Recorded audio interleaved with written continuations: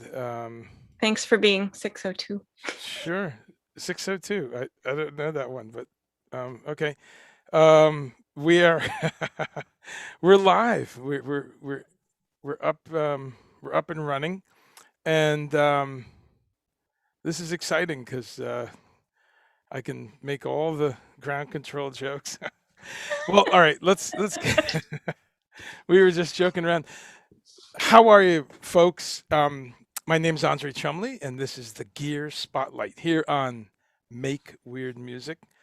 And What? You're teaching my kid to make weird music?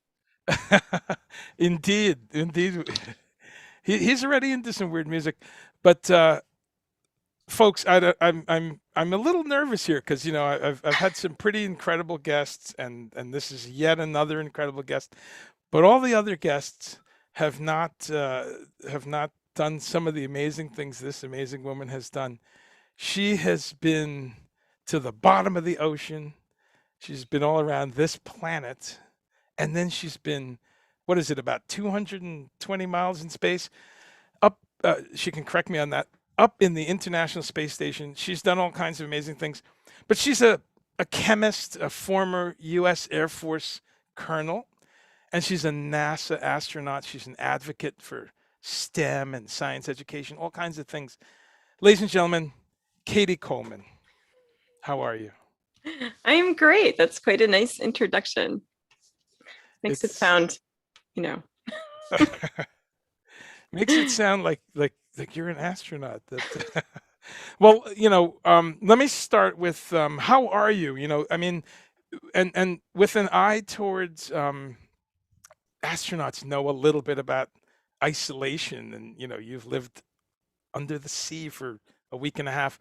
Talk to us a little bit about how you feel right now, what this year's been like in this, different planet. And yeah.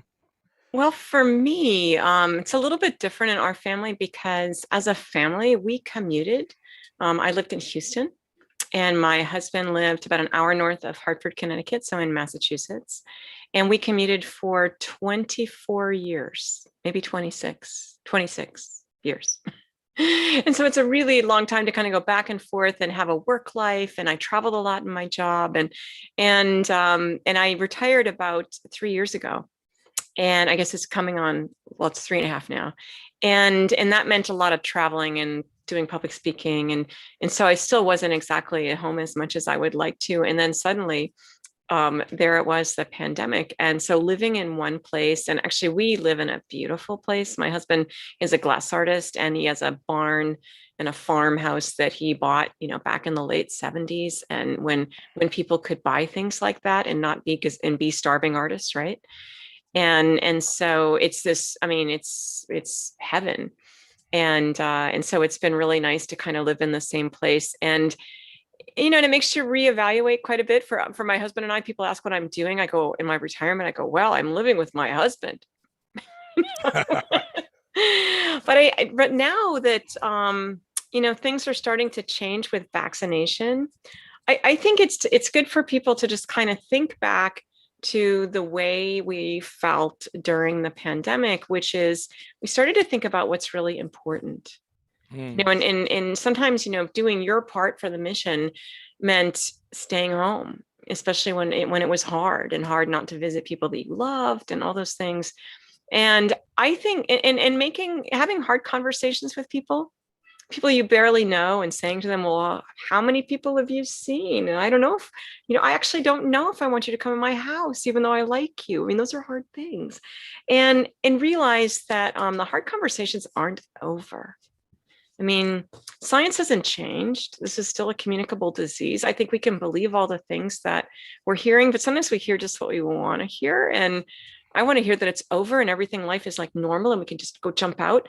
And I think it's good to just kind of hold on to yourself, think about what you've learned to think about, and realize that you might be the only one in the room to voice, let's make a good decision together. That's wonderful. That really what a reminder. Science is gonna be science, and we sometimes pick and choose what we want. Um, yeah, I always try to run towards, like, okay, that's some painful stuff. Let me read this. I want to hear the stuff that is outside of bias confirmation. So that's great to hear. Um, and happy that you're in a beautiful and safe place. That's really great. Well, I When have you a question for you, Sure, André. sure. So, I mean, maybe this is just like this for, it's like for you really natural. At the beginning of the pandemic, when it looked like we might be, in our houses for months, I knew that I would practice like almost every day. Me, who never had enough time in their life for music, would be practicing all the time. And I'm chagrined to say that that's not actually what happened. So, a guy like you, do you practice all the time? I practiced drinking every day. Just kidding. Just just half kidding. No, I practiced a lot, and it's really been a great year for creativity for me. Thanks for asking.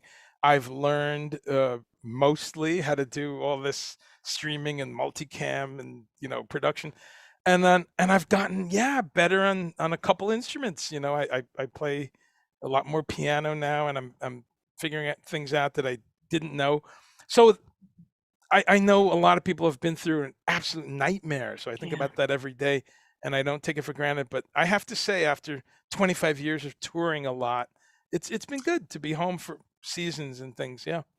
Yeah. I actually liken being part of a space crew to being part of a band on the road. I mean, you Totally. don't get to pick your crew. You have a mission, which is, the band, has something together that happens when they're together, and the mission is to get that out there. And and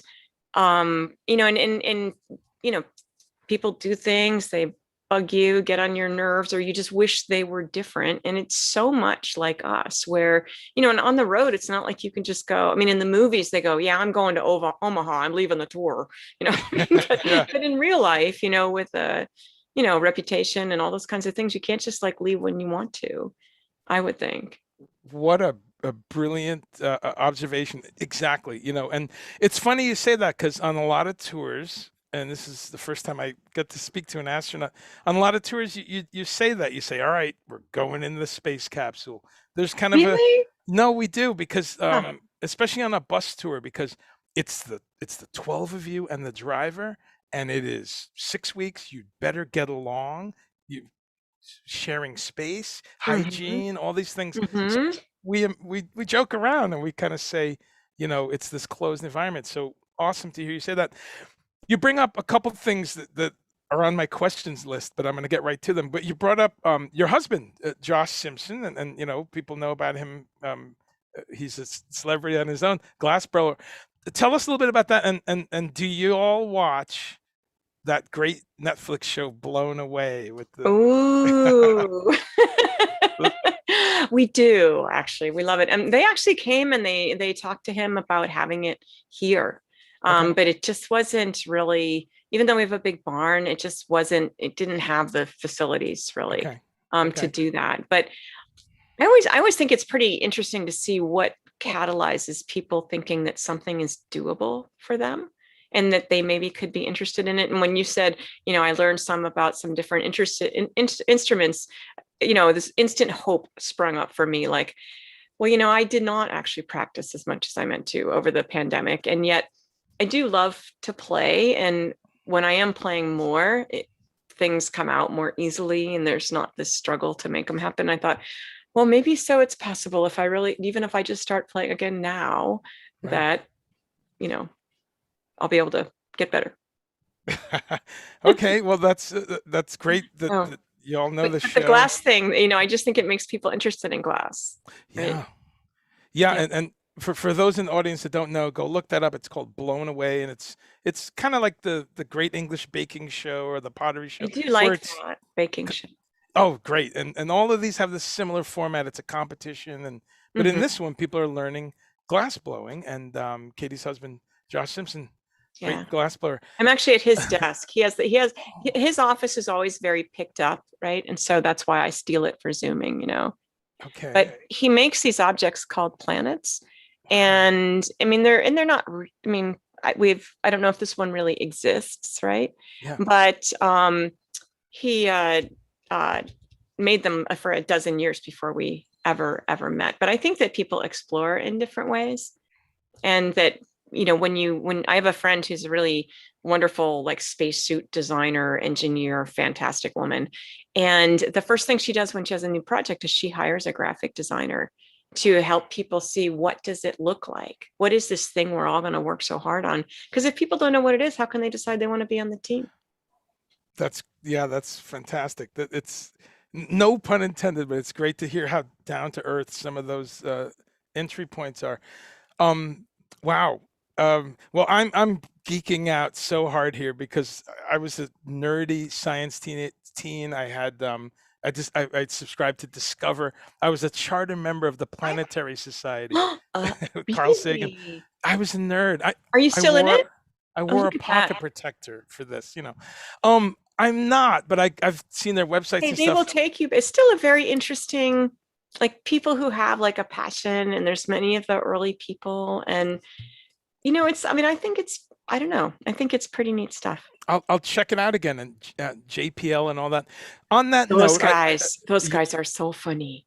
I mean, those are NASA my is a cool pals. place to work, are you, is that from your LA kind of Uh, days? no, well, I lived in New Jersey at that point when I was Okay. 14, 15, 16. Yeah, but I just loved space and science and almost went that direction. I always ask musicians, and what's great about today is it's a dual kind of a thing: musician, astronaut, U.S. Air Force. Tell us a little bit about the first time you said, "Oh, music, I love this. I want to participate. I want to play an instrument."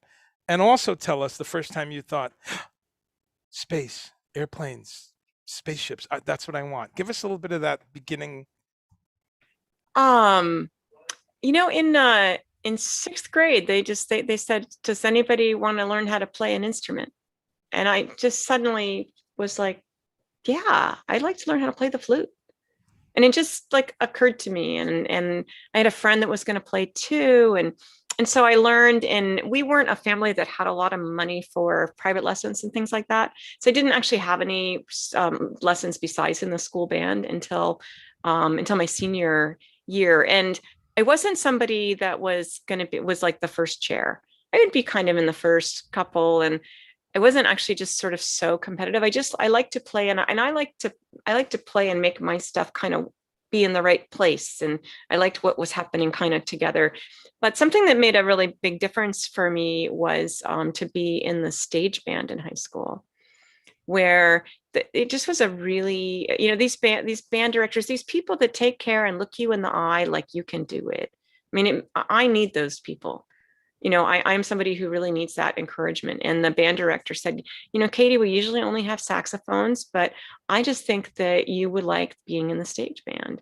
And so you get to, I mean, it's scary to do those things, to play a solo, and, there's just something, and I'm not an expert at jazz. I had a good theoretical background, you know, but another thing that really made a difference for me was, I was an exchange student between high school and college, and I ended up, you don't get to pick your country, you get to pick your hemisphere, and I ended up in Norway, which I thought was a pretty big gift.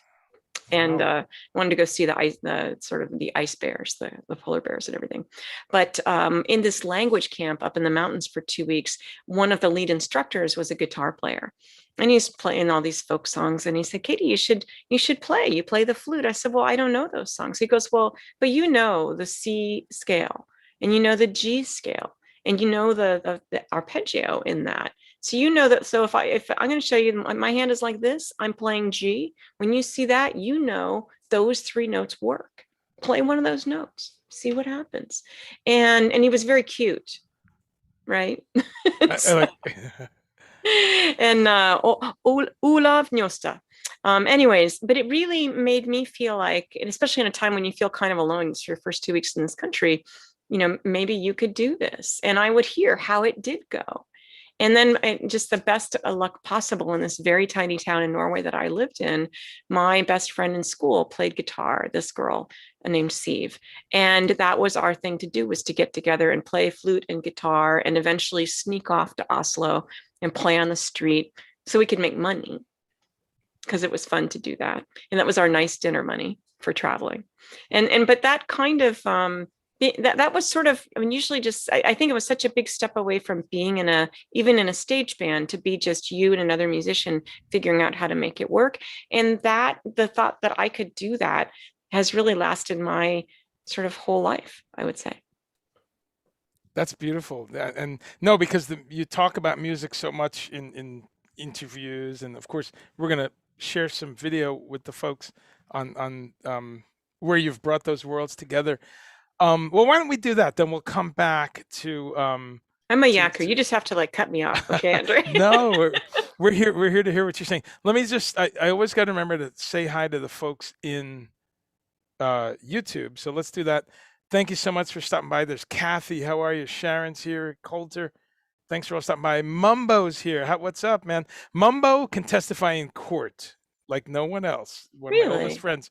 Yes, as to what a giant science nerd I was at 14 and 15 and 16. He was there, and he dropped a Elton John pun in there. Mars ain't the kind of place to raise a kid. Very good. No, I'm not somebody that can hear the words in songs. I don't know if that you've met other people like that, but like I don't. When I'm like, did I ever hear those lyrics? I just don't. I just kind of don't hear them. Well, there's a whole kind of, there's a book about misheard lyrics. It's called "Excuse Me While I Kiss This Guy," and it's so I'm gonna go to a video. How about a video? I'm gonna set it up for folks real quick and say that this is. Well, you know what? I'm just gonna play it. Why don't we do it that way? So, if folks give me a second here to. And while you do that, I'm just gonna shut one door in my house. Yeah, please. That's perfect. So, folks, we're gonna just watch a quick video here. This is like a spaceship here, by the way. There's all this technology, but let me just get the audio going, and then here we go. All right. Ooh, I love this. One take that.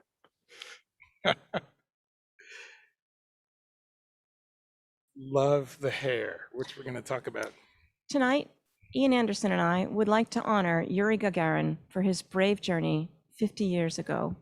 And we would like to celebrate the role that humans play in the exploration of our universe, past, present, and future, by sharing some music between Earth and space.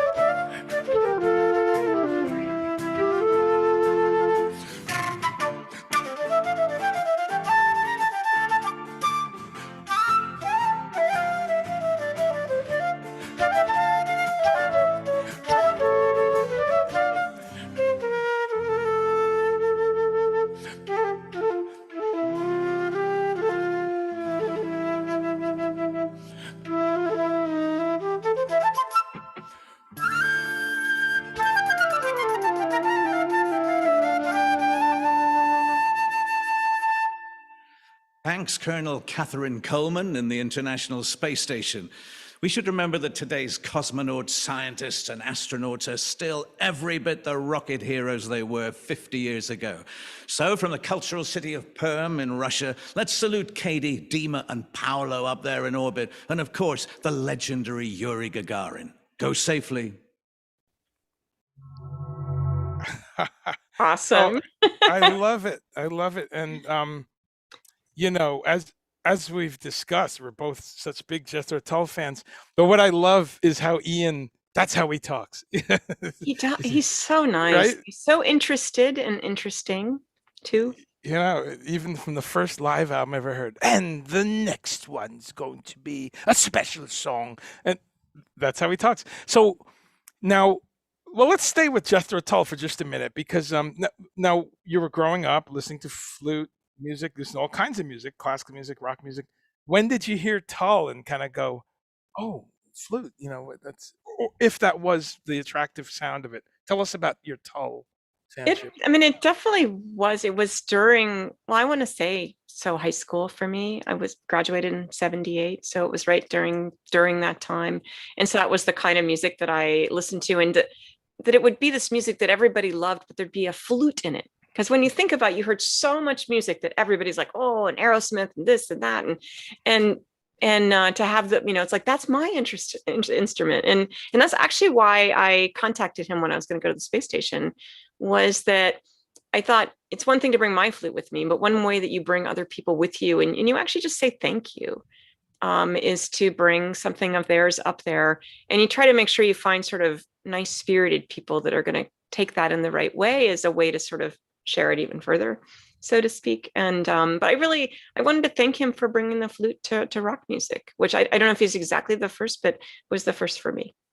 That's great. And so people know, you took one of Ian's flutes into space, right? And also a flute from the Chieftains, correct? Correct. Yep. Yeah. And it's an Irish flute, wooden Irish flute that was more than 100 years old. Yeah. It's like a treasure of Ireland, and a penny whistle. Wow, that's amazing. Well, we're going to look at some pictures real quick here that I set up, and thank you. Especially because I had a crazy day. And well, that's okay.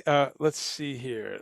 If I do this, and I want to, first off, this is so cool because Make Weird Music is what I'm honored to be a part of. We do these shows, and it's to be one of the few people who've played music outside our planet. That's as weird as it gets, number one, in a cool way. And I want to thank Anthony, who is in the brainchild behind this channel, because he's helped me with so much technology. So here we go. For the first time, I'm going to do a multiple kind of a, there we go. Oh, cool. You have to teach me how to do that. So let's see. Let me, and if I pin that, then everyone can see it. Okay, great. So you tell us a little bit about this shot, when it was, and I'll go through the shots. So I'm really proud of this picture because you don't get to get your picture taken in that big white spacesuit unless you are, no kidding, on the spacewalking team. That doesn't mean you necessarily get to do one, but that means that if there's something breaks out there while you're up there, you are going to be one of the people going outside to do that. And I don't know if it looks like this to you, but to me, it looks like a kind of a small little head in a very big spacesuit. And I was actually a small person in a big spacesuit because for cost, they cut out the small spacesuits. Oh. And they only brought what they call a medium spacesuit and a large. And then because they ended up bringing the extra large too. But basically, it made it hard for really all the people that were small, many of whom were, all of whom were women, right? And so I was very proud of, they're like, do you fit in that spacesuit? And I'm like, I do. And I would kind of make jokes like, hey, I'm a girl. I mean, these have to go somewhere, we got to have a big spacesuit. And I would make these jokes about it, but then I would just look at these people and go, okay, so how are we going to do this? Because it was kind of like being when we train in the water in a big swimming pool, that means there's a lot of airspace around us. Right. And so it's kind of like you have your own exercise ball and it's always dragging you up to the surface, all that air in your spacesuit. And so you're trying to work down here and it's dragging you up there. And so it's hard to do. And so really great people helped me figure out, and that really helped other people along the way too, how to stuff ourselves in that suit in a different way, put padding everywhere so that we weren't kind of falling all over and having the big air bubble go different places, if that makes sense. So I'm very proud of that picture. And then when we did get it taken, it was funny because it weighs 300 pounds, that suit. And so it's really, wow. I'm like, are we done? Okay, got the shot. Okay, good to go. That's amazing. And of course, yes, they're weightless when it counts, but I didn't know that, 300 pounds. Well, my sister, I have two dear sisters, but one of them is a designer. She's an architect. And she was saying that she was reading about the spacesuits being ill-fitting for women till recently. Have they fixed that? Have they kind of adjusted? It's not a smaller question people in general. Fixing, but if we're going to bring everybody to space, and eventually, what I've learned in being a person that went to space is that I always thought, here's Earth, and then there's space. It's going to be a different place. but really it's just an extension of where we as people live. Right. And where we live is expanding, and it's not like we need to leave Earth, but we need to bring the artists and all sorts of different people, and we all come in all sorts of different shapes and sizes. And so up till now, it's hard to redesign spacesuits. It's still very hard to do that, but they're trying to make sure that the spacesuits that they're doing for the moon, for the Artemis program, will fit everyone. Everyone, right. And yep. Oh, sorry. Yeah. No, that's great. And of course, it whatever size people, right? Whatever gender, whatever sex they are, whatever they're choosing, but different sizes is being counted. I'm going to move to the next picture, and there we go. We have some badges here. This is so cool. What I got it right. Whoops. Yeah, that's on my jacket too. We love this because this is my first mission, STS-73. And if you look closely at that patch, you can see in the sky, you can see kind of like basically a pentagon. 5-sided. Oh, so yeah, it's if you made that patch 3-dimensional, it would look like a soccer ball. Yes. And it's like that because it was supposed to have the sort of a rendition of the cupola window in that patch, because we were a science mission on the space shuttle. So in the back of the space shuttle, which is kind of like the back of the dump truck, we have a big laboratory connected by a tunnel to the front of the shuttle. And that's where all our experiments were. And we were doing experiments in such a way that we're figuring out, like, when we have a space station and all these experiments are happening at once, how are the scientists going to do that? Can they see? What do they need to see? What do we need to teach the astronauts? What can we see? And they can just go off and work and turn it on, trying to make all those decisions and understand things better. So that's why there's kind of cool little cubes. And you as a science nerd would like this, that, it's all those different shapes representing like crystal growth and the infinity symbol, because it's in all those equations and dodecahedrons. And I think they represent like earth, air, fire, and water. Those shapes is my recollection. And then there's a little star for every one of us on the crew and our backups. Now, what's the kind of infinity, but it's got arrows on it? What's that? That was because we had a lot of fluid physics experiments, and the fluid physics people felt like crystals and sort of those kind of shapes were getting a lot of real estate on the patch. Oh. So even in your realm, there's jostling for real estate. Okay. Absolutely. In fact, Josh, that's my second mission there. And, so Josh, my husband, is an artist. And somebody said to him, oh, so you'll design Cady's patches. But I mean, they're always sort of designed by this committee. And he's like, oh, no way, I'm going to be part of that. And this one is STS-93. So that's my second mission. And the name at the top is, everybody's name is important, but that's Eileen Collins. She's the first woman to command the space shuttle. Wow. And it was a mission. That top thing there is a telescope, and that it's called the Chandra X-ray Observatory. It's one of the family of telescopes that NASA has to look at all the different kind of colors of the universe, wavelengths of the universe. And Chandra looks at X-rays, which are the really high energy kind of things where, like, when a star explodes, a supernova, that is X-rays. When galaxies collide, when black holes are sucking things in and they are also spewing things out, and those really high energy particles that are X-rays. And so literally everything that you know about black holes is because that telescope launched on the space shuttle, and we managed not to screw it up before it went off to do its work. Unbelievable. I love it. And is that like a galaxy in the back right side, the white kind of spiral? It is. Okay. It is a spiral galaxy. Yep. Wow. This is it's funny because you see these things and they flash by you in Time magazine or something, but to get the detail of the little stuff behind. Okay, this one. So this one is our Soyuz patch, and the Soyuz is the little capsule that's inside a rocket that we take up to the space station when we launch from Russia. And so that our anniversary actually for landing in that capsule was just about 3 days ago on Sunday, the 23rd. Oh. And so that's our crew. So you see Coleman down there, and above that is Nespoli from Italy. And then above that is Kondratyev, which is Dmitry Kondratyev, whose birthday was yesterday. And so I'm trying to think of all the different symbols. And now so we certainly have the flags, Italy, the US, and Russia, but kind of subtle. But I actually am forgetting, and I have to go look that up, André. I see the Big Dipper. one of the things that I know how to find in the sky. I love you to look go. in the sky. But Mhm. that shows our capsule, and it's like the size of 3 smart cars. Wow, that's so you have launched from Russia? Yep, up Oh, to the space wow. station. Wh- Yep, What and so that's countries? these missions. Okay. So what countries have you taken off into space? Russia, the United States, anywhere else? No place else yet. Okay. Where else? I mean, I guess there's what the like Suriname and India and China. So Who else? China, and, I mean, there's several, and also, I mean, so it's an interesting thing you bring up. So, Andre, like if I launch from Russia, am I any less than American?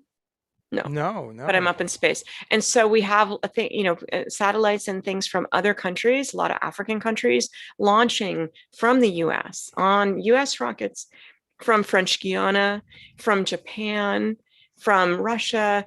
And so, really it's about being up there and working together. And whether it's a person or whether it's somebody's baby that's a satellite that helps us look at our Earth or out into space. But then there's actually kind of a complicated question that just came up a few weeks ago, which is, let's say you launch something up into space and then it ends up, it's not going to stay up there and it's going to come back down, Mm. and you don't know where it's going to land. This was the Chinese rocket from a few Looking at weeks you, ago. China. Yeah, yeah. And so, let's say the US had an experiment or a crew member on that rocket. And then when we're saying, that's not such a good way to do that, they should do that differently. Well, who's responsible? Is it the people whose country it launches from? Is it the stuff that's on it? Is it the person that paid for the stuff that's on it? Exploring space further is really complicated, and actually that is the kind of thing that I didn't tell the story on purpose, but that we're talking about on our new podcast. Thank called you. Mission Interplanetary. That's great. You are you looking at my notes? Because I'm no, not. well, this is great. Let's segue. Let's Okay. people that check my shows out know that it's like jazz improv, man. We're gonna jump all around. So this is perfect. And what a segue. Tell us about your podcast, which I've been loving, and I have a number of questions listening to it. Folks, go anywhere you get your podcast. We'll put the link up. It's called Mission Interplanetary, and Cady, well, you tell us about it. You host it with scientist Andrew Maynard, and it's a great show. Tell us about it. So Andrew's a physicist and a sort of a futurist, and he's really interested in the effect that people have on our future, both here on Earth and up in space. And then I'm an astronaut, and it's called Mission Interplanetary because we're not going to Mars yet, as people, as humans, but has anybody been following Perseverance up there, or Percy, as they call her, the new rover? I mean, those rovers did not build themselves. I mean, people have been on Mars, just not physically there, but our babies are there, right? Mm-hmm, The rovers and things. And so it won't be, it'll be longer than we want, but it'll happen that people will be on the moon. They'll be on Mars. That means we're an interplanetary species. And some of the stuff we were just talking about, well, who gets to decide what? And I don't know, just all sorts of questions like that, the big questions. Andrew and I every week have somebody on the show, a woman named Katie Mack. I don't know if you're a nerdy guy, this might be a book that you would like. It's called The End of Everything. And I'm somebody that, like, when you show me all the equations for astrophysics, I kind of go, okay. But if you tell me a story about it, and she tells a story about, well, the universe, not soon, but if it's mathematically going to end, there's like 5 different choices. And one of them's fiery, and one of them's vacuum, and and she tells it in the story, and then I understand it. So we interview some people like that. We interviewed a woman who runs the Air and Space Museum about how we can make Mars people think that they could all be space explorers because they can. And how when you're going to cast a movie or a commercial or write an article, I mean, if you just keep picking people that look like the original astronauts, you're only going to get people that look like original astronauts. It's yeah. I love that you address that issue a lot, and you work with STEM, optimizing education, optimizing diversity. That's really great. Yes, some really great guests, and I'm telling you, folks, it's a fun listen. And you like it? Oh, I loved it. You did a show. Talk about this one. You had one episode on something I've been reading about for years, and I remember being very young, and it shocked me when I realized there's space junk and it's flying around at thousands of miles an hour. Oh my God, it's going to crash into something. I remember really thinking, getting worried, and that was in 1982. So you Yeah. did a show about space junk and about how much stuff is floating around, little bits and parts. Talk about space junk So and the I, show. I learned a lot about when we did that show, and an astronaut named Mark Brown is more knowledgeable about that stuff than I am. And our Association of Space Explorers, which is basically everybody, including the Chinese and everybody from around the world, if you have been, more than 50 miles up in space above the Earth, then you are an astronaut and you are in the club. And we of course have membership fees and dues and a secret handshake, right? But anyways, we do have a different perspective, and we try to speak up about things that other people might not see because they haven't seen it. And one of those things is space debris. And here's, I think, something that will really shock you. It did me anyway. We track from Cheyenne Mountain in the Air Force, everything bigger than about 10 centimeters. Wow. So, things, I mean, there we go, things about this size.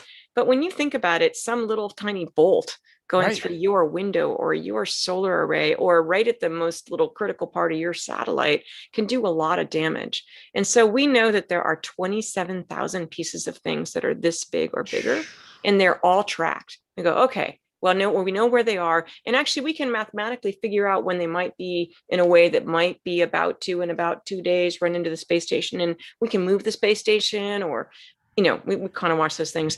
But in terms of things that are smaller than this, that are maybe as big as like the cap, and I didn't have this here on purpose, this big, Yeah. 500,000. Wow. I mean, so you were scared in 1982. We should all be actually very worried now.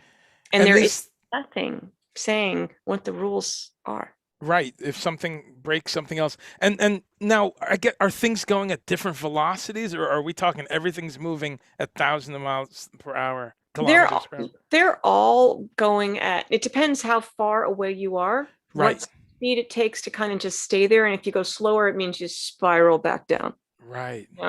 And so pretty much the stuff that we're talking about is going 17,500 miles an hour. Oh, that's And all. if it's going to hit each other like this, I mean, that's bad. But even some kind of little glancing blow, 10%, of the momentum, 10% is still 1,000 miles an hour. Wow. Still, I mean, it's still a lot, and then that makes more debris. So it is a big problem, and it's a big problem to think about cleaning up, but there are solutions for making sure you don't create more. Right. About making sure when you're done with some part of a rocket, I mean, this has how we get things up there is we use it, we launch, and we're done with that fuel. We throw away those fuel tanks, or we reuse them, right? But they kind of come off. And if we're going to reuse them, then we make sure we know how they land. SpaceX has been doing really great at that. So is Blue Origin. But if we're not going to reuse them, we kick them off in such a way that they get really hot going through the atmosphere and they dissolve, literally. Right. Yeah. So did we dodge a bullet with that Chinese debris? Because I mean, I remember reading something that said, oh, the planet is mostly water, so it's 90% likely to hit water, or whatever the number was. But I mean, it came pretty close to the Maldives, and then the other one that the Chinese splashed. We're watching you guys. What's up? It was off West Africa, I believe. Like, so how close of a call was that? Roughly. It's hard to say, because I think the problem is that we don't really know. And actually, that's what was so interesting to me, is that as much math as we know and physics as we know, when you take something that is shaped, like this pen, it was a long rocket body, when it's coming through the atmosphere like this, straight towards you, straight towards Earth, there's not much resistance. But if it's coming this way, then all of a sudden it's slowing down and going a different speed. So if you knew, but our thing is tumbling, just not very fast. And so the resistance is changing. And so it was actually, I mean, it's not like they were being secretive. They did not know. Sure. And so it's hard. And so it's a good thing to be. Yeah. And I kid, of course. We love, the cooperation between these nations. But hopefully a discussion is now happening like, okay, let's really do it together. As you say, Yeah, predict these things. Yeah, because I mean, it's not like any of us have been perfect at this. No, right? no, exactly. So, okay, we'll quickly go through a couple other missions here, and then we got some pictures. That's a nice one. Okay. What's So this is one of my station patches. And the reason we have two, like I went to the space station, I went in December, I came home in May. So almost 6 months. And you go, well, was one mission, why two patches? Well, it's because when we get up to the space station, we go in our little smart car in the Soyuz, three of us, right? And when we get to the space station, there's already three people there. So now we are six. And that's the six names you see on that patch. You see Dimitri and Paolo and I, and then you see two Russians and Scott and Scott Kelly were up there already. So now we're six. Well, after a couple months, they go home, and now three more people come. And now we're six again, but it's a different six, and that's this one. And so that's why we're Wow. actually called two expeditions. okay? And And I love seeing, I mean, The- I think it's interesting, you know, kids now grow up with that image thinking it's just pretty normal to have something out in space like that. But, you know, for our parents, André, it was Oh. never, you know, there, I mean, it was like it was a big deal. Like, what has changed in the world now that the Russians and we have things in space? It was a big deal. it's amazing. Here's some pictures now for folks to see. Here you are at work, and talk to us Flying. about this. Yeah. Now, I mean, uh-huh. what I love is that it's not floating. I mean, we are floating, but really, we live in a big place. It's like it's like 10 train cars without the seats in them. So there's a lot of room. And if you want to Right. get somewhere, you just give yourself a little push and you fly. And I am not a very graceful person here on the ground. So this was for me a really good place to hang out. I love it. Um, you know, before I forget, say a little bit, and I love that you talk about this on the podcast. Say a little bit about your hair and why you didn't cut it, and you have these pictures where it's we'll come back, but where it's very pronounced, and it's I love it. Talk about that. Well, I think there's this power of suggestion. And you asked me at the beginning, like, when did I think, oh, I'd like to be an astronaut? And I was asked that when I was giving a talk with another astronaut, who's quite a good friend. And he was going to answer first. He goes, well, like, you know, like all kids, you know, when I was six, I wanted to be an astronaut. And I said, well, you know, Mike, for me, that wasn't true because I was born in 1960 and there just weren't a lot of women doing those things. And when you don't see someone that looks and feels and sounds like you, then it doesn't suggest to you that that might be you. I don't think. I mean, it's this subliminal kind of, yeah, probably not you. And it still happens. Like we had a National Geographic show live from the space station that I was helping with, and I was helping on the ground. I'm on the ground. And the crew that it was the time they got to do this show, the crew was all guys. They're all nice guys. But can you imagine 7 o'clock on a Friday night and a 9-year-old girl is watching National Geographic live from the space station, and all she sees is guys, maybe Yeah. probably all white guys, right? Yeah. And because we just had our first Black astronaut living on the space station, about 6 months ago, Victor Glover is a really cool guy, right. you know. And so I just think that like you have to get all the free points that you can. And so I wanted to make sure that whenever a picture was taken of me up on the space station, without me having to give any kind of speech, it would just speak to somebody like, hey, that's a good place for flute player girls, huh? It's the flute that. No, that's great. And likewise, you know, I remember I never could say that guy's name right, but Guion Bluford. Oh, yes. Yep. Guion Bluford.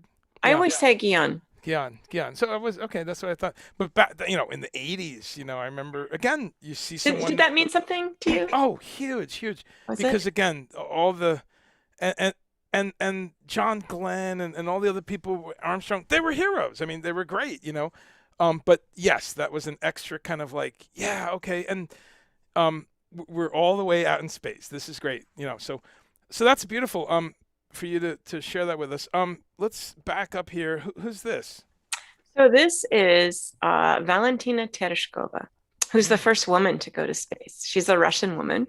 Right. And we trained in Russia. We were there. We would be there like 6 weeks at a time. And I realized that, you know, all the Russian cosmonauts lived like right in this little village where we were training.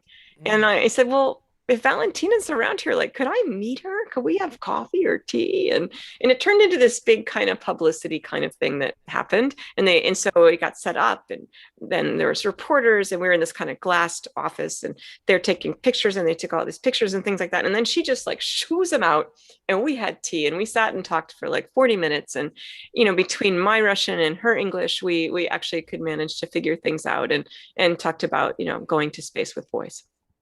That's fantastic. How that was special. Oh man, well that's great. Thanks for taking us through the through those picks, and we'll go back to some other stuff.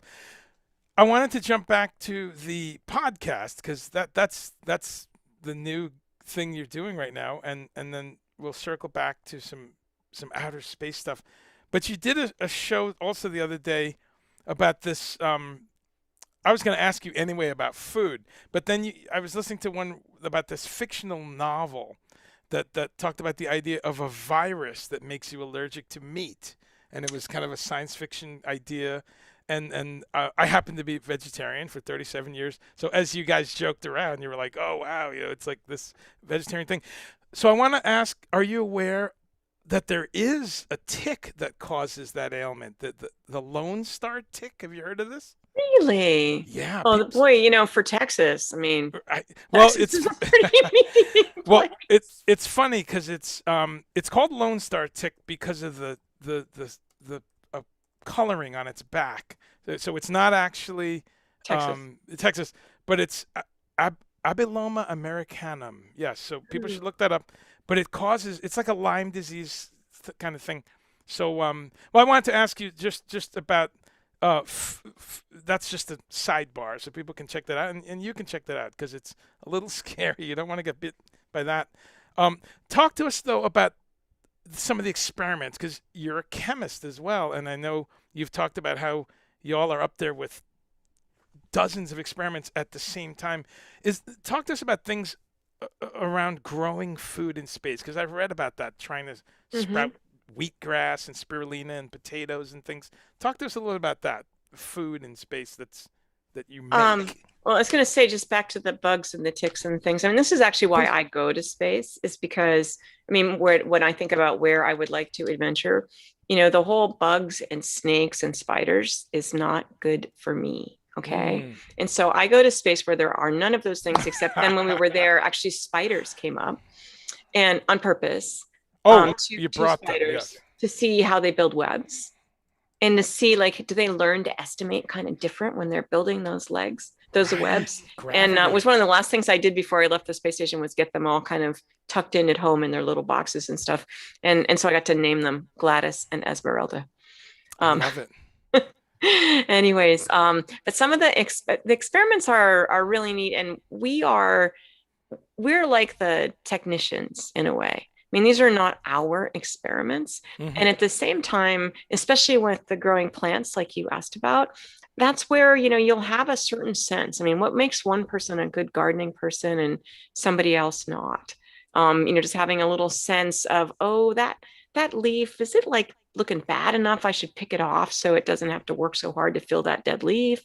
Or would that disturb it? I mean, you just have sort of a sense of these things, or you don't. And everyone was pretty concerned on my second mission, that I would be in charge of the plant experiment, which was literally growing them in Jello, because they'd been to my house and there were no living plants in my house. And so, but it turns out that's because my cat eats them and throws up. So there's a practical reason there. But we were growing little plants in Jello, and they had a little gene in them that could let them know, the scientists, if the plant felt stressed by not having the same amount of oxygen, or having to grow upside down, or not knowing which way is up. And so it turned out that those plants were actually almost drowning in that little Jello. And so then on future experiments, they ended up using almost like these little sort of like pillows of water that could kind of run into the plant, and it could make up its own mind about whether it's going to have some water or not. And so it's a series of experiments. You can think of it as a series of failed experiments, right? Because they were like, oh, I guess not this way. Oh, maybe this way. That's not going to go.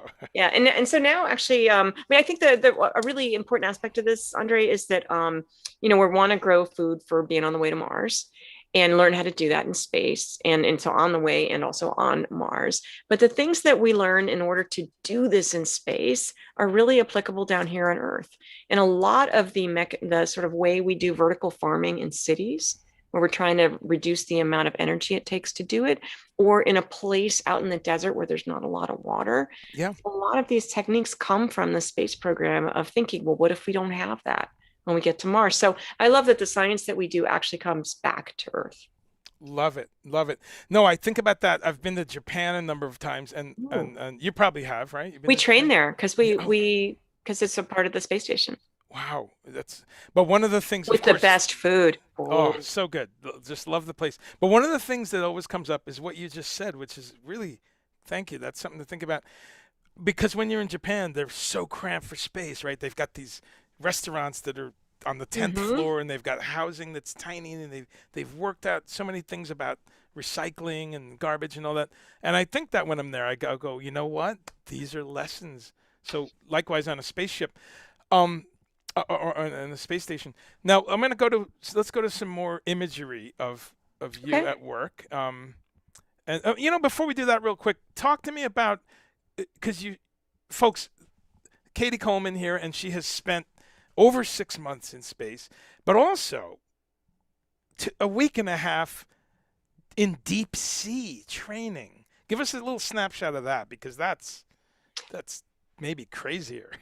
It was so special. So we basically there's a habitat off the coast of Florida in the Florida Keys, and it's only about 60 feet underwater. Okay. And the floor is about 45 feet. And if you scuba dive, you know that once you go down like 20, 30 feet, you can only stay there a certain amount of time, and you're absorbing, because of the pressure, a lot of gases in your Right. blood. And so what happens for us is we go down there and we stay down there. And the dangerous thing is coming up in a hurry. And in fact, what we do is we stay there, and it's almost like a little submarine. It has 6 bunks. There's 2 professional people that know how to take care of the habitat and keep us safe. But now we're down there, and we can do experiments on the ocean floor, go out scuba diving 8 hours a day, 10 hours a day, 20 hours a day, as long as we don't come up. And they've got little air stations, like little gas stations. But what I loved about it is that, at least for me out in space, I never saw any neighbors. But when you're underwater and you're in this habitat, you get to see the food chain right out the window, and you just feel like you're part of somebody else's world. And so I really loved that. And actually, my dad was a deep sea diver who was part of the Sea Lab program, like when men first lived under the sea. And interestingly, kind of coming back to what we talked about before, is that I grew up thinking that exploration and living someplace kind of dangerous but kind of weird was normal. And yet so exploring was normal, but I never thought that I could be one of those explorers, because I only really saw guy explorers. Right. No, that's so important. And I just hope all of our allies realize that, it's inclusiveness, equity. This is what we're all working on. It's great. And space is a venture that is so perfect to do. Okay, so I was mistaken. I thought you were like way down in like the Mariana Trench or something. But okay, no. but There is astronauts who have gone there, and a woman named Kathy Sullivan actually just went, and that means that she has been like to the bottom of the ocean. Right. Like the really down bottom, and all the way up to the top of space. She's pretty cool, and she's actually been very helpful to me. Like whenever I had questions, she was just leaving NASA, but I could call her on the phone, and she'd go, well, and even now, she'll give me advice. And some people are wise, and she's wise. That's awesome. I want to do so I'm going to go to some more shots of the space station, but I want to do a shout out or two. First off, again, along with the geekiness of a Bob The pocket protector, whose birthday was Sunday. Really? His birthday was Sunday, and I have my. Oh, come on! What else would you have tea out of? That's so cool. But I also want to give a couple quick shout outs of how I met you, because I want to give a shout out to. Me too. Without Dana, we'd be nowhere. Dana Steele. Thank you so much, Dana. And Dana is a ex DJ and rock and roll writer. She's got motivational work that she does. So she connected us. But I also want to give a shout out to my friend Bree Capone, who's a wonderful Yes. songwriter, singer-songwriter. And it starts with Bree because Bree is, I don't know her that well, but a band I was in played at a wedding. She was there. We were all chatting. And I checked her music out. She's beautiful music, amazing stuff. People should check her out. Brie Capone, like Al. So I noticed that she's always got like a NASA hat, and she's got like a shirt like yours in her feed Instagram, and I'm thinking she's into NASA, you know, and I'm thinking of it. A couple months later, more NASA stuff, and I said, "Wait a minute, Bree, are you?" Or she said something about astronauts, like, "Oh man, if I could only meet an astronaut." And I said, simple, because I said, "Dana, hey," she said, "No brainer. My friend Cady, who loves music, here, send her an email." Next thing I know, you listen to Bree Capone, you love it, and we'll take it from there. She's really neat. I mean, I was like, I'll just try to check her out, and I'm like watching this one and watching this one, and I mean, she's got a very special way of singing that I think, and then you're like, whoa. I mean, her body is an instrument. Absolutely, she's full on, just a performer, high energy. So you dug that, and she was, of course, like, oh my God. But then and I ended up, I'm a guitar teacher of your wonderful son, Jamie. So that happened. So and then you and I just started chatting, and I said, wait a minute, music, astronaut, would you do my show? So here we are. So shout out to, that's the randomness. It's like space junk. No one could have. How could I meet an astronaut other than random? Well, but it's about being open. Yeah. And I think, you really seem that way. Like, I don't know, you never met a stranger. I mean, just in the emails that you sent. I mean, that's really one of the reasons I ended up, we did stuff together, was you just made it so easy and interesting. I'm like, oh, who is this guy? He's so neat. And Dana had said, I mean, Dana is somebody who can figure everything out. And in fact, she is the person that hooked me up with Ian Anderson. Well, that's, yeah. Yeah, because by the time we actually could go and do that, by the time someone said, okay, it turns out that when you're going, you can actually bring things with you that can come home again. It was already way past the time we had to already have them and be inspected and all those kinds of things. So I had like no time. I was so busy. I was in Russia, and Dana, I was like, Dana, do you think you could find them? She goes, easy. I think so. Yeah. That's fantastic. Well, we're gonna come back to Ian in a minute, but I wanted to let's go back to space here. Oh, okay. I want to go back to space. You ready to go back? I love this picture. Okay. So this is a little video, but I'll jump through. But tell us who's. Oh, and here. then do you want to make it the video? So who you see is Paolo in the gray shirt in the back, and then me in the red shirt and the big hair, and oh wow. Oops, there we go. Let's do a little. Oh, cool. And then you see my son's little tiger. That's Jamie's little tiger on the neck of that robot. Oh. And there's me doing one of the experiments. And here look at my feet tuck in. That's kind of how we like stay places, is we tuck our feet in. We actually get calluses on the bottoms of our feet. Okay. And that's our little Soyuz coming in. Remember the 3 smart cars put together? So we've just docked. This is my favorite scene. Where I'm flying through the lab, and there is the robot and my little son's tiger. He loves isn't that cool? I mean, so it's not this like, oh, floating. It is about flying, and it's so unbelievably delightful. And I mean, people will just invent new games, makes cooking a little different, a little difficult. Sure. And I love the robot. And actually, you would love this, André. I never get to talk about this. So I have my flute here. That this robot, we have his gloves on there because we had just unpacked him, right? But he's got hands and fingers, right? And when you tell a robot to push a switch, you're literally saying, I want you to go 3 inches ahead, and then I want you to put your finger down and go whonk, And so you're really just telling it exactly where to do what. And so I thought, well, here's a question of where to do what. What if we can tell Robonaut, how to play the flute? Right. And so the guys back, it happened to be guys, it was a team of guys who designed Robonauts, said, well, while I was up there, they were going to figure out how to make him learn how to do just like literally this, right? And so, or this. And so he would play and I would be like this, you know? Right. The other part.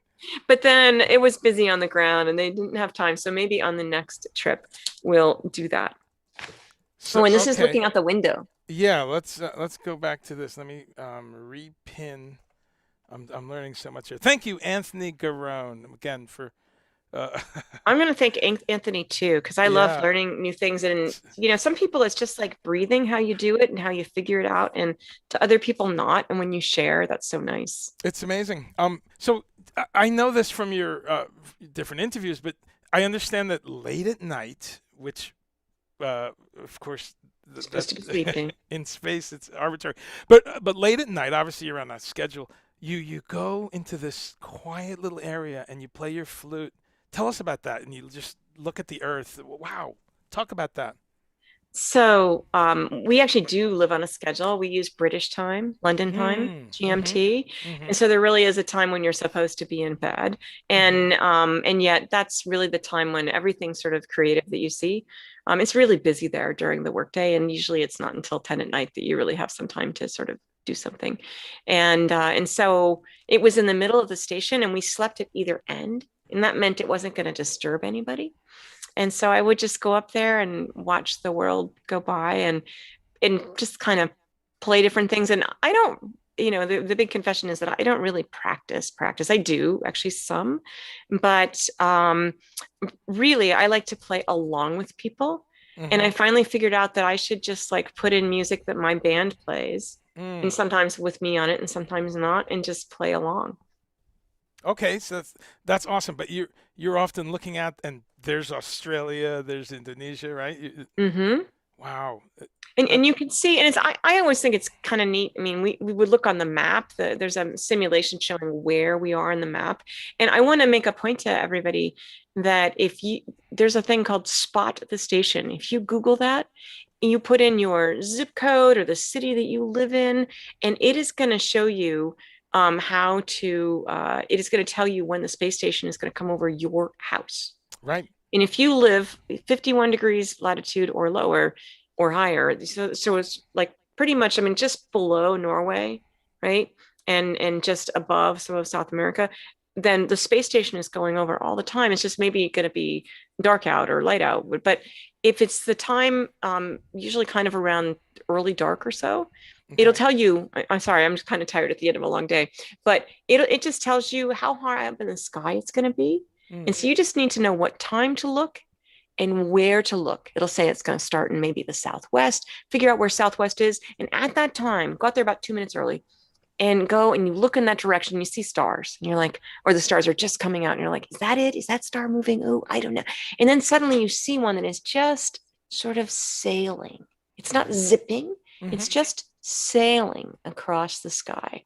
And that is the space station. And probably those people are in bed and sleeping, but you are, maybe not, but and you are seeing the space station with people on it go over your house. Wow. No, that's amazing.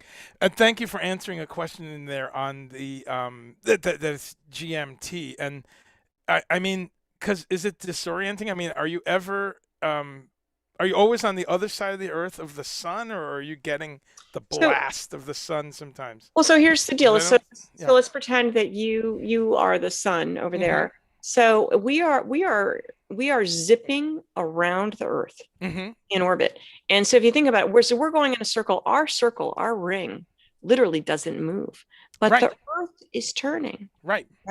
And so here I am, I'm over Australia, but now Australia's gone by and now I'm in the ocean. But I mean, and something like it's an easy way for me to think about it. Like when we're always kind of like, it's the Earth that's moving, but we look at the map. And when I would look at the map, like kind of before I would go to bed, we typically would go kind of like over California, and then we're going over Colorado, and then we're going over like the middle of the country, Texas and Ohio, and then we're going over the East Coast. Right. And it's a question of whether it's night or day. But, and I didn't answer your first question, which is if you are the sun, that means every time we go around the circle, it's light out and then it's dark.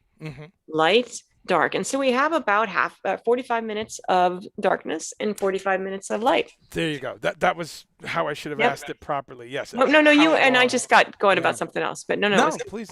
That's great. So, wow, that's pretty awesome. One more picture here, one more little bit is this shot. What's is this kind of just? So this is I show this picture almost every time I talk because it's one of my favorite pictures ever, and it is actually not me. It looks like me, but I think it looks like me anyway. But it is my friend Tracy Caldwell, and she thought of the idea for this picture herself, and she actually took it and wanted to have it be where she's just in silhouette, where you don't even see her face, you just see a face, an elbow, a person looking at the Earth from space. And it's about like their relationship with the Earth and space. And then the NASA guys, I say guys, but people, Maura and her crew brightened it up. And I actually kind of like having a face that I can see there too. Wow. Now that's so cool. And yeah, just that concept of there's a special bunch of you that's been able to see our planet like this, that's amazing. Well, can I say something about that? André, oh, watch the movie. Oh, look at that. Isn't that cool?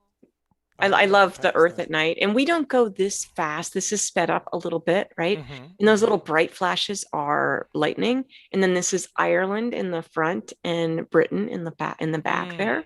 And you're giving a talk. And yeah. By the way, folks, this is all stuff on Cady's website. So oh, thank you. Yeah, do check that out. And CadyColeman.com is actually kind of new, so I feel like I've grown up. I have my own website now. There's kind of cool things on there, and there's also links to the podcast, of course. And what would be really cool if people you can say you hate the podcast, or you can say you like the podcast, but it's really cool if we have feedback. And this is a really good time to give it because we just finished season 1 and we're planning season 2 and we're new. And we don't really know what worked for people and what doesn't. And so we're really excited to have feedback about what you loved, what you wish was different. You could be specific, anything that you like. Something, André, that I wanted to mention is, we've talked a lot about space, and I don't know. I always worry that people are going to think like, oh, that's like somebody else's life that's so different than mine.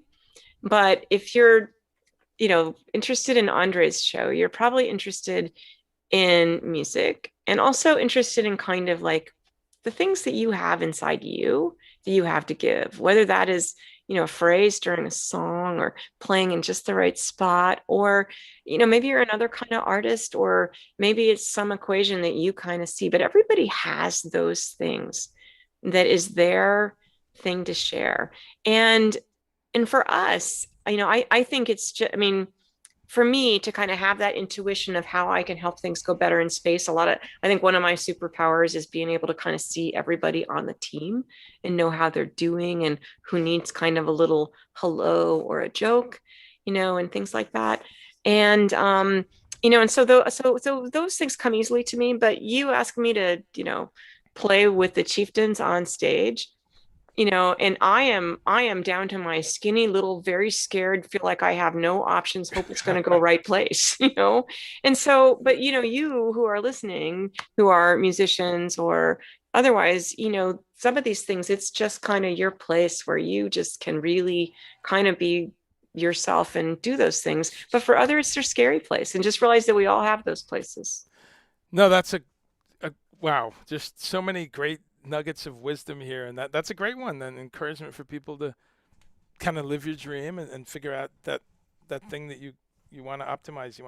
Thank you. I'd like to optimize the procrastinating thing. If anybody has advice about that, and the sort of being really neat and clean. Like I think Jamie, my son Jamie, that you teach, who I think has music from me and from his dad. Yeah. Like he wouldn't even know how to play the flute, and he would just pick up my flute and play something. I'd be like, and the whistle. And I never taught him anything of the songs, and just picked up the whistle and played some of the Chieftain songs that I play. I'm like, that's great. That's great. Well, as I said before, and you do so much for our planet, for humans, for animals and plants, for the planet.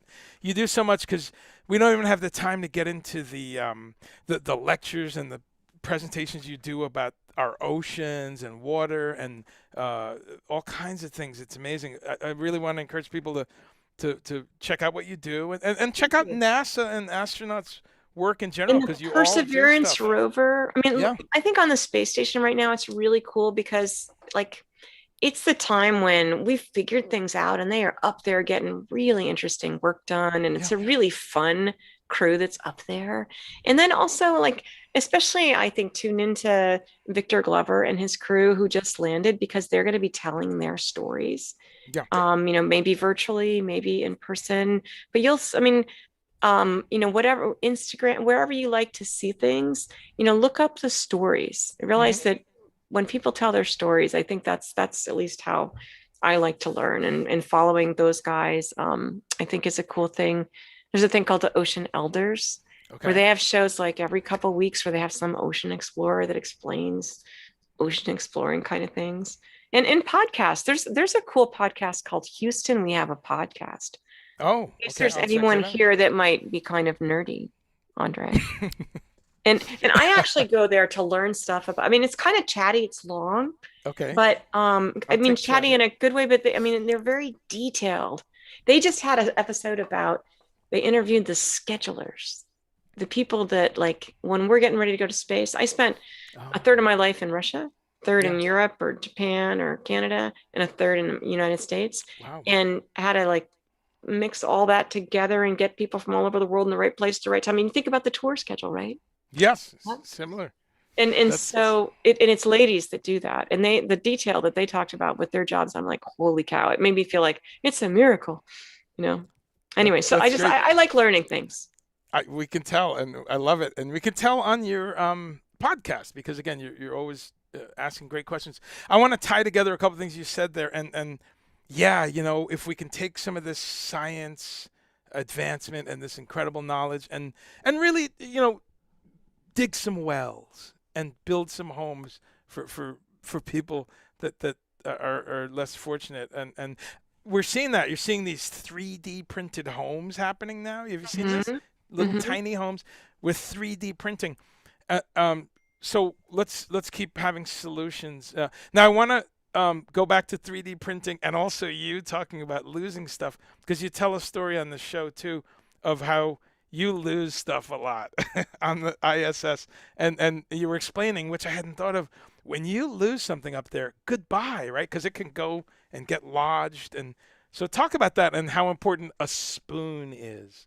Oh, second only to your scissors, because that's what you need to eat. It's like those plastic packages, like camping food dried out, and then you add water. So our faucet is like a needle, you know, it's just like a drink bag where you do that and stick so we put water in there it's like a dispenser. It's like going up to your refrigerator. If your refrigerator has one of those dispenser things on it, it's like that. We put water in our food. But then the packages, it's like those electronics packages where there is nothing you can do. You cannot open that with your bare hands. No one can.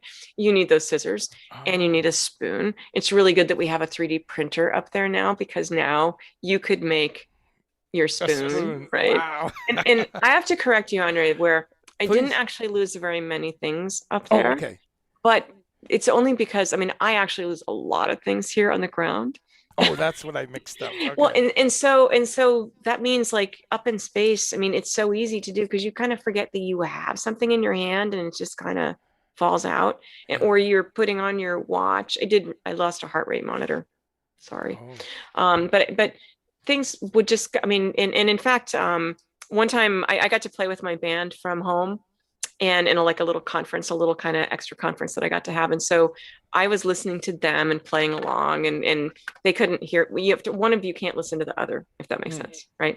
So I'm playing, and we were done. We'd done this for like half an hour. It was so much fun and so cool to see everybody. And then a big alarm, like something's wrong, went off, and you just drop everything. You go meet each other. It turned out to be a false alarm. I went to work, did all my stuff, and then it gets to be 11 o'clock at night, and I thought, I'd go play my flute. And I just thought, I have no idea where it is. Like, not I right. did I And because every flute, I was actually afraid to take it apart up there, Oh and I would yeah, clean it and 'cause- I'd put it right back together because I was afraid I'd lose the pieces. sure. Every flute had its own little t-shirt. Ian's had a blue one for Britain. Oh, Mine had a red one, and the one for the Irish one was in a green t-shirt, of course, of course. and they're just tied up with Velcro. Anyways, I'm like, did I put it away? And I'm thinking. And then we have places where the way the airflow is, it goes up against the screen, and that's where you can find stuff that you've lost. Oh, okay. And there it was. Just flute. dressed up. Yeah, that's great. It's kind of a little banged up when I brought it home to the flute company. Can I tell you one more thing that Please, and then we'll go to a video. Yeah. 3 pieces, right? And so I brought these 2 pieces of my flute, and then the mouthpiece came from the flute company. The Powell company made my flute. Right. And and I worked for the government at the time, and they couldn't like give me a flute, or you can't even get a discount. It's just the way the government is. And so it was something, no kidding, that I got. But we traded while I was in space, and I took their mouthpiece up to space. Oh. And when I got back, we traded back. Right. And then this mouthpiece, their mouthpiece, will fit in any beginner's flute, anybody's flute. And so everybody can play the flute that went to space. Right. You can just So this part did not go to space, but this Right. part did. That's pretty awesome. Okay, and that speaks to a hygienic sort of thing also. Now you're also a robotics expert, correct? Is that I mean, we could do an hour just on that. It's amazing. I have to ask you and I love that you love to learn and check new stuff out. So robotics expert, you do a lot of robotics stuff on the ISS. And some of this stuff, folks, I'm not going so far into it because Cady's done a ton of interviews on these little kind of details. So we're talking about some different stuff. But I wanted to touch base and let people know that. And you're obviously very into music, Cady. Do you know about a group called Captured by Robots? I do You know not. about this? I'm So right this is this crazy guy who builds his own robots. Here's a quick shot of it. And these cool. robots are taught to play drums. See, look, there's some, I love it. yeah, he uses hydraulics and all this electrical stuff. And This is awesome. and these robots are not playing a recorded. He's pointing out how they are taught to actually play, fret number 11, string number 2, and that sort of thing. And so I think you'll love it because it's really kind of cool. This is an interview, obviously. But yeah, check that out. That's just That is really, that is really cool. So can they like listen to each other, or do they all like start at the right time and they play the right? He's got them on a sequencer so that the start happens together. Yes, but you watch these things and the drumming robot is playing a snare and a hi-hat. That is awesome. He's got hydraulics for the horns that's actually using pressurized air. Wow. And he has them moving around so they look kind of natural. And the whole shtick is he's captured by the robots. There he is on the right. And the whole shtick is that these robots captured him, put a tattoo on him, and they're forcing him to tour around with them playing music. I love this. It makes me think of Mystery Science Theater 3000. Yes. I love kind of it's somewhere in that. I figured you had I sensed you had that kind of sense of humor, so I thought I'd show you that. But what's cool about it though is that it's hardcore robotics. I mean, he really I've seen you go and you look and he's repairing them before the show, and doing that makes people think about. It makes people be able to relate to robotics and not just some thing. Yeah.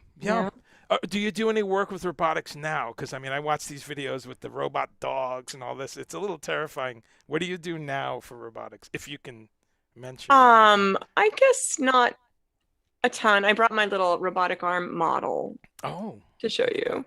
It's actually, it's a Canadian. Those Canadians are very clever with advertising. Like, you really can't have the robotic arm be anywhere and not see Canada written on it. Okay. But this is actually but we would really use these to figure out, okay, when I'm going to tell the robotic arm to go this way. But I brought it because I also wanted to show you one of my other favorite robotics tools, which is this cow. That's nice. Where in order to figure out where the robotic arm is going to go, they would have like like the three sticks of your microphone, I mean, like a stick that would go, they go, okay, this way, and the right hand rule, and then it's going to go this way. And, is that yaw pitch and it just wasn't the way that I thought, and I mean, it would be like, but then if you look at the cow and you want to know, okay, is the cow yawing? Mm-hmm. Is it rolling? Mm-hmm. Is it pitching? I mean, it's really clear what the cow is doing.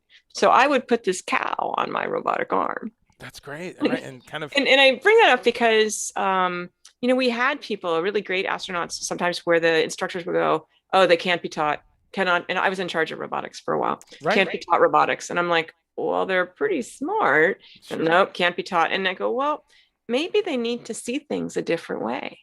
Maybe they need to learn, and maybe they need to talk through things. Maybe they need to have you talk through things. Maybe they need to see an animation.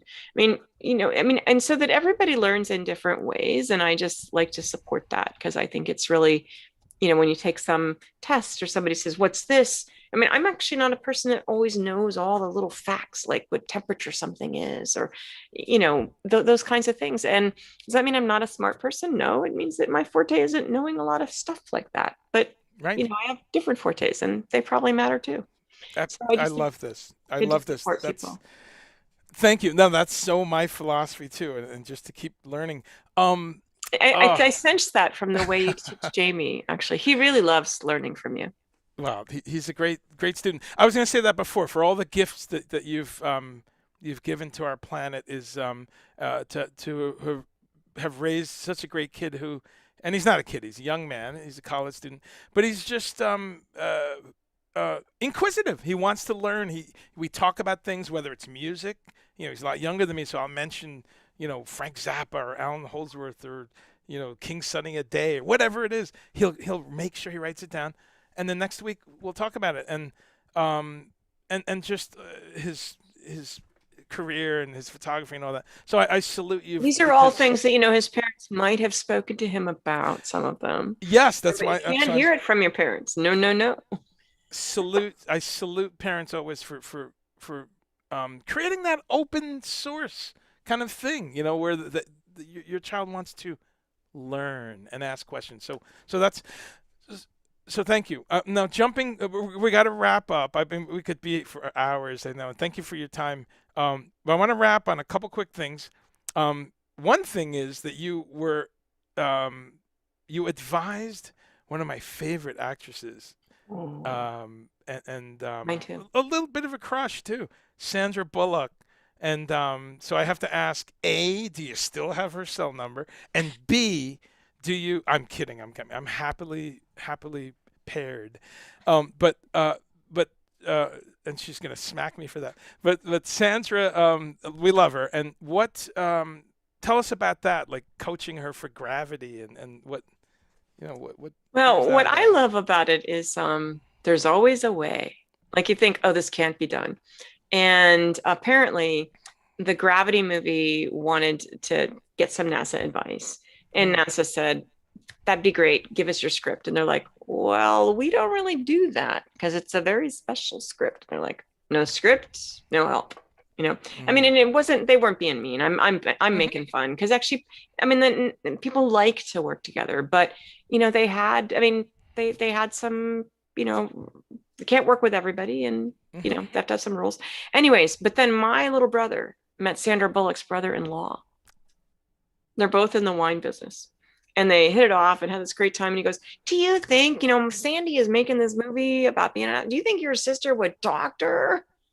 And he goes, she's been up on a space station with 5 guys for about 3 months. I think she would talk to anybody who's not. And so we did we got to talk enough. And she just said, call this number. I answer it when I can. And there's a lot of times that I can't. And we ended up talking and figuring out what she wanted to know. And then I went to my crewmates. I went with this list, and we all thought of stuff, and we made like little audio tapes. We also tried to call her, and it was kind of this, we ended up just sending her emails and stuff because it was actually very hard. They were filming at the time. It was really grueling filming. And so the guys would go, we'd try, like right before we went to bed, we go be around the computer. We had an internet protocol phone. We could call any number on the earth. Wow. It's just as private as any cell phone conversation is, which is Prank not calls? private. Any prank calls? Um, Come another on. crew did order a pizza. And I did actually I called a guy named Dave Barry. Do you know that name? He's a humor Sure. The columnist. humorist. Yeah. Yeah, and he wrote a series of kids books with Ridley Pearson, Okay. and it's called Peter and the Starcatchers, Okay. and it's like the land of Peter Pan before Peter Pan was Peter Pan, and there's like sword fighting and fairy dust and flying and smart girls and smart boys and everything a mom would want their kid. And this was the books that Jamie and I were reading while I was on the space station, and Wow. so they gave me PDFs because I Okay. couldn't Sure. books, right? Not all of them. I brought a book for each of them. But anyway, so I called just while I was up there, I called to say thank you. And I said, you have to, because of the time delay, you have to be like blurted out. I go, hi, it's Cady Coleman calling from the space station. And he goes, great, be right with you. And I was like, okay, I have time. And then he came back, he goes, so who is this? And I explained, he goes, I'm okay, so I just put the astronaut on hold, but I am actually at Johnny Rockets ordering a hamburger. I'm 200 I'm 220 feet 220 miles above you, but yeah, Yeah. that Anyway, is great. No, that's a great story. And man, I mean, there's 100 stories here with like just the comedy that y'all are getting into. So, okay, I'm going to wrap on just two quick things. I wanted to, again, a couple, let's see if there's any other YouTube questions. We'll do that. A couple more shout outs. A shout out to my dear brother. I work for the band. Yes. But I think you know that. I know, And but I also have to tell you a little story at that. okay, sure. A shout out to my dear crew brother John Walsh, who is he's the drum tech for Alan White. He's been the drum tech for all kinds of bands, Kiss and just a million different bands. And but he's a space enthusiast. Enthusiast. One of those guys. I know this. Yeah, amazing. And so we spend a lot of time on tour. He's turned me on to the Planets app so we can. But we'll stand there outside the bus and he's got it all in his head. He'll say, tomorrow we're gonna get to see Venus, Jupiter, and the Moon, or and So and cool. yeah, and somehow we had a day off, the day of the full solar eclipse. No. Yes, on a tour that's impossible. And not only was there a day off, but we were kind of driving past one of the exact line of Really? yeah. And when was this, André? well, let's see, the solar eclipse was 2017? 17, was it? 17, yeah. Yeah. And he planned it out with our production assistant Wade, and just figured out how to get us there. So we actually got to see it on a day off. So I want to give a shout out to John because Wow. he's reignited my love for just stepping outside every night and looking at the stars, the moon, and I think he's checking it out tonight. And then you go ahead because I influenced the story there before. Well, it was about being. I'm going to be about 5 more minutes. Okay. Sorry, it's just on. Is that right, André? Yeah, that's right. And so like I'm just going to see what Josh was asking me. Oh, I don't know. Anyways, so when I was in college, I lived in a dorm. It was kind of this really like friendly dorm, and I don't know, it just people played on all sorts of like teams, and I wasn't very athletic, but they had playing on these teams was just really fun. And there was always a team from this place that the shirts, the logo, of course, like yes, there's just a very distinctive way that is written, and our team was maybe. That's great. And so, if I played maybe softball and maybe basketball, and maybe basketball, I think we were all like 5'4" and under. No. So, but they were, and I still have them, these coveted shirts with that logo on and them. It's done in those kind of letters. Yep. But I was going to tell you a little tiny thing about the eclipse. Yes, that was the other tie-in, that there's an eclipse tonight, right? So that's right. Yeah. Oh, you know, and I kind of gave up, to tell you the truth, because in the East here, it's been pretty cloudy. Pretty cloudy. Okay. Yeah. But, you know, you make me, I think it's at like early in our morning, like between midnight Okay. and morning, maybe. Okay. On I East have to Coast go time. look, but I Okay. love to do those things outside too, and, or, you know, to go out, and it's like new for me. You'd think I know all that stuff, but I'm learning it too. And there's a lot of places on the web where they'll tell you, look out, you'll see this, watch for that. And you just get a better sense more and more. I think, but I actually got to narrate that eclipse for, I was working with Volvo on an advertisement for about a woman astronaut. And they said, hey, will you come do the eclipse thing? And they were proud that they had 4 of us kind of spaced across the country. Each of us had 12 minutes of the eclipse. I was in, I think, Missouri. And I said, well, it's really great. You have 2 women and 2 men. But what if I got to watch the eclipse with 5 girls that don't look like me? Wow. And they were like, that's going to be hard. And I go, I know. Don't you think we should? And if I'd known how hard it was, I wouldn't have asked, but they knew how hard and they said yes. And so the fact that this cool thing, unbelievable thing happens, and families get to see kids watching it too, not just some adult they can't really relate to. So I just think we all have that possibility. I'm not trying to brag, but it's that we all can like make that one more request or one more difference that brings somebody else into that picture, I think. Like you on this show, you have all these cool people on it, you know? It's amazing. And the story you told of how random it was, kind of to your brother and meeting, you know, Sandra's brother-in-law or whoever it was. I mean, you can't plan this stuff, you know, it's great. So yeah, folks, tonight, if you're in the right part of the world, you can possibly see that total lunar eclipse. So Cady, this has been so great. Thank you so much. And you know, we're going to finish with a little bit of music here, and this is something that, well, I'll let you set it up. It's the time you actually went and jammed with Jethro Tull.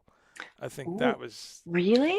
You have those? Yeah, that was amazingly cool. And I love that you look kind of nervous, and I'm thinking, if it's the time that I'm thinking... it's when you guys do, yes! we all do locomotive breath. So let me set that up, and or you can tell us. Houston, that's right. Well, you know, I was gonna say, you know, I started to say, I think I told you before that it's, you know, I could get up on a stage or speak, or it all, you know, it's always a little hard, but it's still something I can do. Right. But I know I can do it, and I can maybe be thinking about whether I'm going too fast or this or that. But I have no margin when it comes to being on a stage playing music, you know, because I mean, there's that whole nervous factor and that kind of thing. And I remember the first time when we played Bourrée, and they showed it to me, and I'd done it up in space, but I had the music, and the John, the piano player, he goes, Cady, do you want me to like count you in like we did in rehearsal? And I'm like, really, like this? I'm like, yes. You know? That's awesome. Well, before I hit play, and it's great because you love all the random stuff. Do you know who Ian Anderson's son-in-law is? I happen to. Yeah.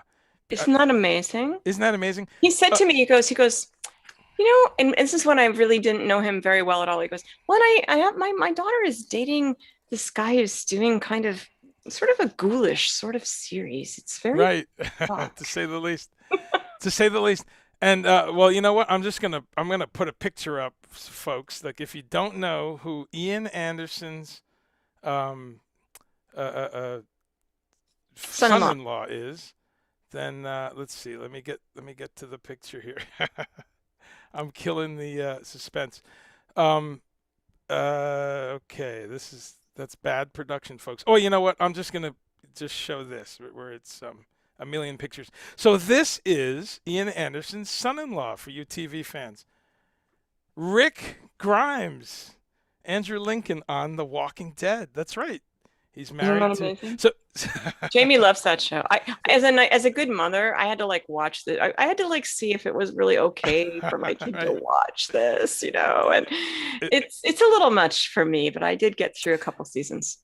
You know, it's all metaphor, right? We'll leave it at that. It's definitely like a metaphoric. But it's kind just, of I mean, they have problems, they have things they care Yes. about. It's all Yes. about people. And that's why like the robots making music, it makes us care about them. Absolutely. There's so many parallels because in Walking Dead, they're kind of exploring, okay, what would we do if there's only so much water or food or Well, and we all got to live a little tiny bit of that this year, didn't we? it's heavy. So that's my tie-in. Jethro Tull, Walking Dead, Cady Coleman, flute. We're gonna go to Cady now with Jethro Tull. Here we go, folks. Let's In Houston. in I was Houston. totally nervous. So have you seen this before? I don't think so. Oh, you're kidding me. I just No. assumed that but that's what it's like. You don't we don't always see this stuff. Okay, here we go. And give me a thumbs up that you have audio.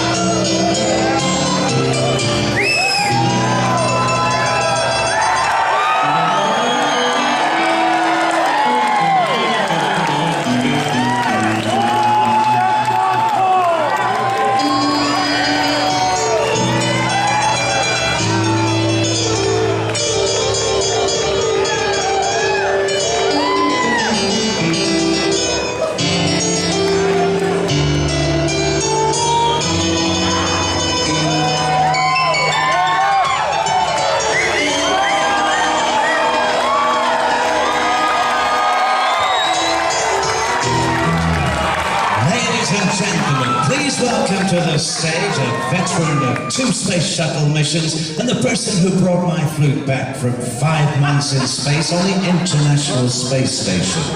Please welcome flutist extraordinaire, NASA Astronaut, Colonel Cady Coleman.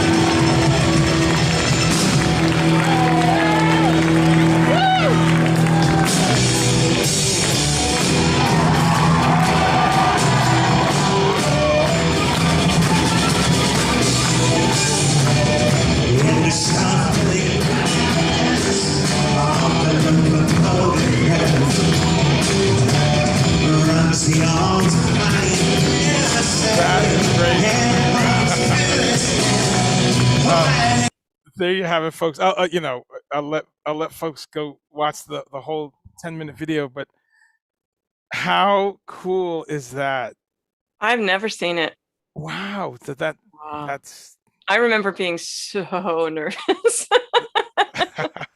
But those guys are so nice. And they make, I mean, they really, and they have a lot of fun together on stage and off stage too. They're really kind to each other. And they were kind to me. I don't know. So I've heard, I've never worked with Tull, but I know a bunch of people who have, and that's always that's what you hear. So that's good to hear that firsthand. I'd actually never met him until I got back On the ground. on the ground. Yep. And in Italy, actually, we met. I was there with Paolo doing some publicity stuff. And so Okay. we went to the concert and he was like, "You want to play?" And I'm like, "Okay." So that night right there, we just saw Not that night. Oh, I see. It was a concert in Italy, Ah. probably 2 years before, maybe. I see. But and their drummer was a guy named Doan.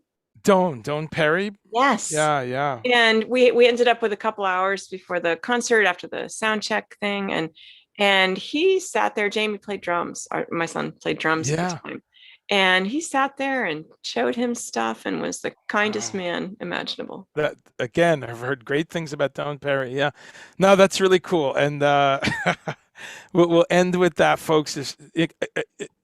Cady, this has been just fantastic. Thank you for your time, and I appreciate it. Is there anything that you would like to say that we didn't cover? Is there something people should know about, or anything you want to? Well, I appreciate that you teach. I appreciate that you share, and that you think about a lot of different things, and you seem to love teaching people. I mean, it's not just about music, and so I really appreciate that you have done that for our family and others. And so for other people out there, realize your stories are important. And it just has to be a story where it's from you to another person, and you look them in the eye and you share, and that sharing, even no matter what you say, it really means something. So, go forth and do sharing. I love it. Go forth and do sharing. That's awesome. Well, with that, we'll wrap up. Folks, thanks for being here. Thanks for having me. I really appreciate it. Thanks for our viewers. Make Weird Music. My name's André Chumley, and on a couple parting notes. Don't forget, subscribe, hit like, so we can get informed when we're doing something.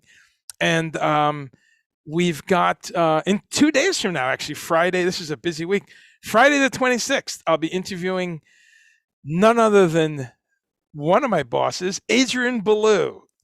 And we're very unorthodox here. Who would interview their boss? Well, I would. And we're going to talk to Adrian Ballou about his new record, Elevator, that's coming up in a couple of days on the 28th.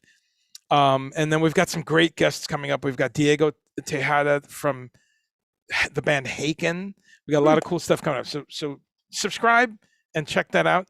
And subscribe to my podcast too. Subscribe to the podcast. Just hit that button, and I am now subscribing to things because now I know what it means to people. Okay. Mission Interplanetary. Don't miss this podcast. Really, really cool. So we'll see you soon, folks. Cady, you can stay on for just a bit, and I'll thank you, folks. See you next time. Okay.